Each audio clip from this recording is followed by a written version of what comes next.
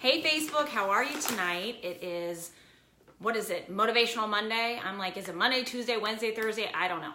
But I hope everyone is having a great week thus far. For those of you that don't know me, my name is Sarah. I'm an exercise physiologist and nutritionist, but I specialize in helping people find their healthy balance between exercise, nutrition, and time with their family. So for everyone that is going to be watching on the replay, drop in the comments where you're watching from and let me know if you did anything fun over the weekend. Because I hit up 2 new spots over the weekend in Columbus, Ohio. I went to Juniper on Friday night, and then I went to the Avenue on Saturday night. So they were both very, very good, if you guys are curious. But yes, hey Randy, how are you? Stephanie, thank you for hopping on. So by the title, we're talking about hemp for breakfast. And no, I'm not talking about smoking a little hemp. I'm talking about eating it. So for those of you that have never seen hemp hearts, I know everything is backwards on this, but hemp hearts are a very, very, very good source of protein. It's a plant-based protein, and it's something that I have learned to love, and my daughter, Presley, has it every single morning in her oatmeal. So, Kellen's in the house, thank you. The Avenue is amazing, I know, it's really good. Jamie, thank you for hopping on. Katie, thank you guys all for hopping on. Again, if you did anything fun over the weekend, let me know in the comments, because now that I'm like finding my inner Sarah, I am feeling the need to venture out to new places. So you all need to help me and guide me in the right direction, right? Because I have been like a hermit in my house, and not that I am, regretting any of it, because I love staying in. I'm still a homebody, but it's nice to get out from time to time. So I'm going to show you exactly what I have for breakfast every single morning, and Presley does as well. Now, if you are wondering when I eat my breakfast, because I know some of you have watched my Insta stories and my Facebook stories, I am doing intermittent fasting as of today, because I tried it before when I was a few months postpartum, and many of you know that I nursed Presley up until about a week ago. So I noticed that my supply had diminished, and for those of you that are freaked out by this conversation, I'm sorry, but it's life. So we're gonna talk about it, because I talk about real things on here. So can I get an amen? Any of you people that are sick of people talking about oh my gosh, whatever. That's a whole nother life. So yes, I typically eat right when I wake up, which is 4:30 in the morning. But intermittent fasting, I'm gonna start, and I'm doing an 8-hour eating window, and I'm gonna start around noon, sometimes 1, and it may be 7 hours some days, maybe 6, maybe 10, but that's what I'm going for. And if any of you are curious about intermittent fasting, drop a 1 in the comments, because it is extraordinary. And tomorrow night I'm going to do, well, it's either going to be tomorrow night or Wednesday night, I'm going to do a live talking about the science behind intermittent fasting and all the benefits, but mainly the cognitive benefits. I know I'm all about weight loss, muscle gain, but let's be honest, our mind needs to be right. Our cognitive function needs to be sharp, and there are studies in the long run having to do with prevention of Alzheimer's and all that good stuff. So if you guys are curious about any of that, hop on tomorrow night, but you need to turn on the notifications. So there's 3 little dots at this video. Turn on notifications for my live videos. And if you want me to cover anything specific on intermittent fasting, drop it in the comments, because I want everything ready to go for you guys. And I want to cover, human growth hormone benefits, which in turn is weight loss benefits, insulin resistance benefits, or keeping insulin levels balanced, everything, blood sugar, going over leptin and ghrelin, going over cognitive function, all that good stuff. Okay, so I digress like I always do. Back to what I eat. I have the same exact thing for breakfast, and even though I am doing intermittent fasting, this will still be my meal 1, even though it's lunchtime. I love my oatmeal. And no, I am not on a ketogenic diet. I am not, saying that ketogenic diets do not work, because they do work. If you guys have seen any before and afters, they're extraordinary.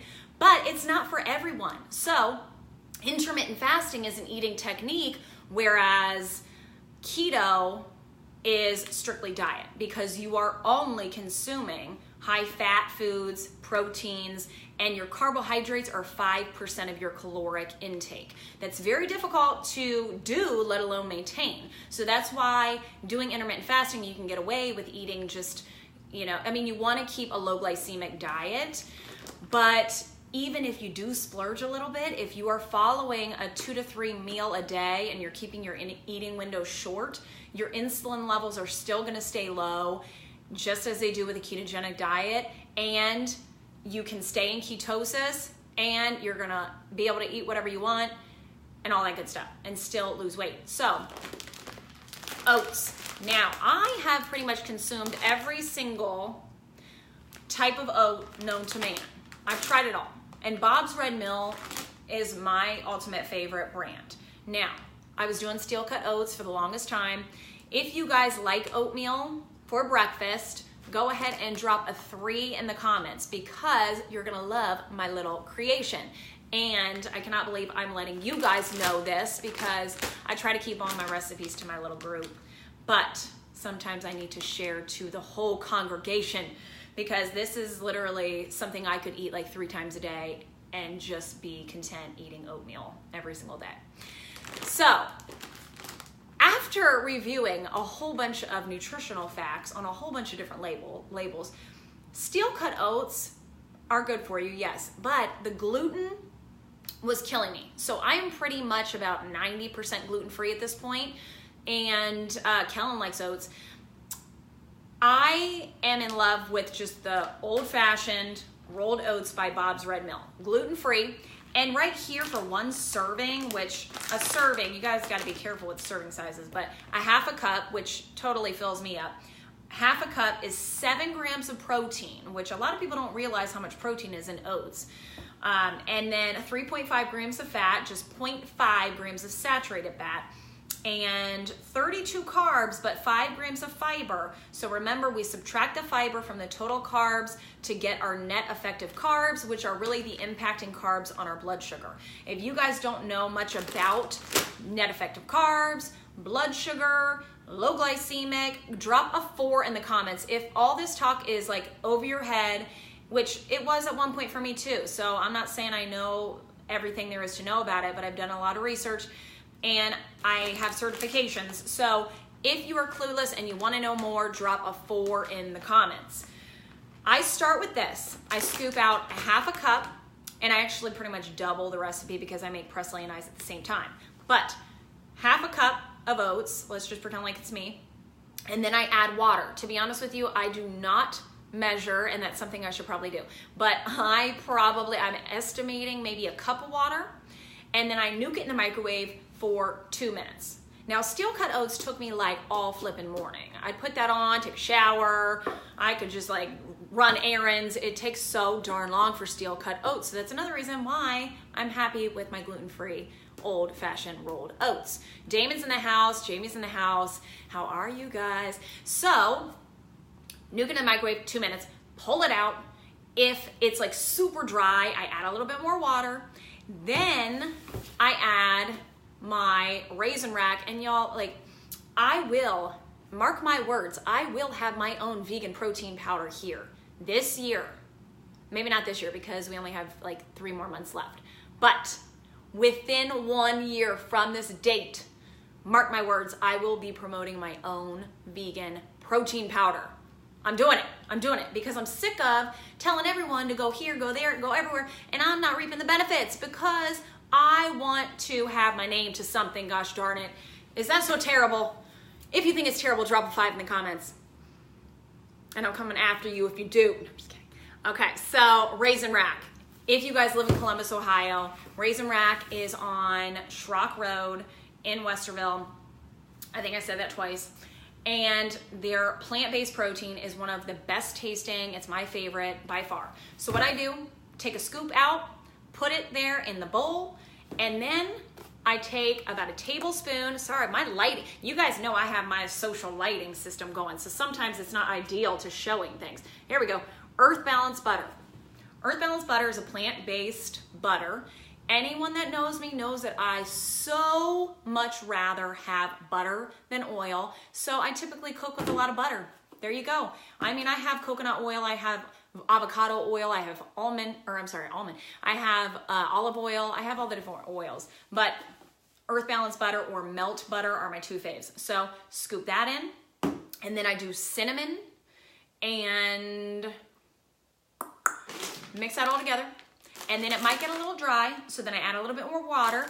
Then I take pecans, which this is like a huge bag from Costco. If you guys don't have a Costco membership and you eat a ton of nuts, I would suggest just getting it for the nuts because such a deal. I crush up about 1/4 cup of pecans, put it in there, and I'm good to go. Now for Presley, like I put probably like maybe 1/4 scoop of my plant-based protein powder in hers, and then I add some hemp hearts, okay? Now, if you're not familiar with hemp hearts, I kind of skipped over that in the beginning. It's a great source of iron, and they're very high in fat because it's good fats, but so for one serving is 3 tablespoons, so that's not a lot. And it's kind of like chia seeds or flax seeds, like very, very small. It has a nuttier texture to it. 15 grams of fat, only 1.5 grams of saturated fat, 1 carb, 1 gram of fiber, therefore 0 net effective carbs, and 10 grams of protein. 3 little tablespoons of this. You can't even taste it. You sprinkle it in there so she gets her healthy fats. And you know, with little kiddos, you gotta make sure that their fat content is up, especially because I don't give her cow's milk, whole milk that, you know, everyone says that they need the fat so much. Well, you just supplement it in other places. It's not that difficult. So, and 2 times more protein than, what is it even saying? Oh, okay, this is comparing to chia and flaxseed. So hemp hearts, if you were not familiar, 2 times more protein, 25% more omega-3s and 6s, which is huge, and 70% more iron. You guys, that is huge. So it's ready to eat. You sprinkle it in. They're saying that you could sprinkle it into salads, which I would do too. And Amy, thank you for hopping on. It's just all in all, it's a very, very, very good supplemental protein if you are trying to do a little bit more of the plant-based nutrition. So you don't have to like eat eggs every morning. You don't need to do all that jazz. But I'm not kidding you. This is what we both have every single morning. And she loves it. Like she chows it down. I make like bulk serving and I give Doug, you know, like half and half. So he's ready for the mornings. I'm ready. The sitter has it. If she's at her house in the morning, she just loves her oats. And I do too. So there you go. And if you're wondering why I add fat in and I add the nuts in and then I have the carbs, if I'm not just doing, you know, just like straight keto, and it's really difficult, you guys. I don't know if there's any vegan people on a ketogenic diet. I highly doubt it's even doable, let alone maintainable, just because everything is so centered around cheese and beef, and you know, because it's like high fat. It's not even so much high protein as extremely high fat. So no, it's not for me, but I'm not saying that it's not for some of you, because I know some of you that watch my stuff are reaping the benefits of the ketogenic diet like tenfold. So bravo to you. But if you guys do want to learn more about intermittent fasting, you guys need to notify yourself of when I'm going live either tomorrow or Wednesday. And I'm going to try to give you like the scientific breakdown of everything, and more so like on the prolonged effects, like the cognitive, like I was talking about Alzheimer's and dementia, all that, because it is pretty flippin' amazing how much cognitive benefit there is to it, more so than the ketogenic diet. I mean, and I'm not trying to compare the two, but I kind of just want to let you know, like, facts are facts, science is science. So yeah, so, but to each their own. So all I'm saying is you need to find something that will be maintainable in your life. And a lot of people, a lot of my clients, they are so scared of doing the intermittent fasting in the beginning. And then when they do it, I mean, within 2 weeks, they're like, how did I do anything but this? How can I ever go back to not doing intermittent fasting? Because it's so much easier and it's cheaper. You guys, ultimately, we're restricting calories. We're not eating as many times a day. We're not eating as much food. Our leptin and ghrelin are in check, so our hunger hormones are, telling us when we're really hungry, not when we're just thirsty or we're having like a mineral deficiency or whatever. So again, I get off subject. I'll talk about that again, either in a day or two. So drop it in the comments if you have any specific questions on like glycemic index or intermittent fasting, and I'll cover that next time.